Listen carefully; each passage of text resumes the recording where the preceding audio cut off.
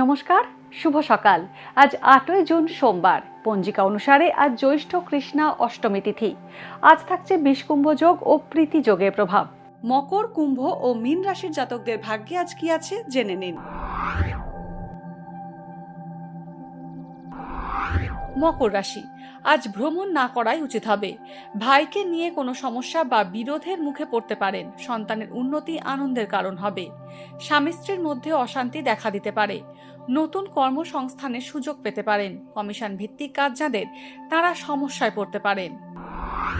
কুম্ভ রাশি, আত্মীয়রা আজ আপনার বিরোধিতা করবেন। এর ফলে মনে অশান্তি থাকবে। আগুপিছু বিবেচনা না করে কোনো মন্তব্য করা ভুল হবে।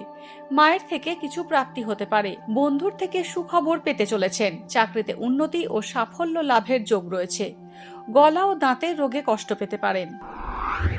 মীন রাশি, মীন রাশির জাতকদের আজ নানা কারণে অতিরিক্ত চিন্তা থাকবে। অনিশ্চিত বিনিয়োগ থেকে দূরে থাকুন। ব্যবসায় লাভবান হতে পারেন। আজ আপনি শৌখিন দ্রব্য উপহার পেতে পারেন। কমিশন ভিত্তিক ব্যবসায় লাভবান হবেন। গাড়ি কেনার সম্ভাবনা আছে। অংশীদারি ব্যবসায় ক্ষতি হতে পারে। ভাগ্যে কি আছে, দিন কেমন কাটবে, জানার ইচ্ছে সবার মনেই। আপনার সঙ্গে কি ঘটবে জানাচ্ছি আমরা। সঙ্গে রয়েছে খারাপ সময়কে ভালো করার টোটকা।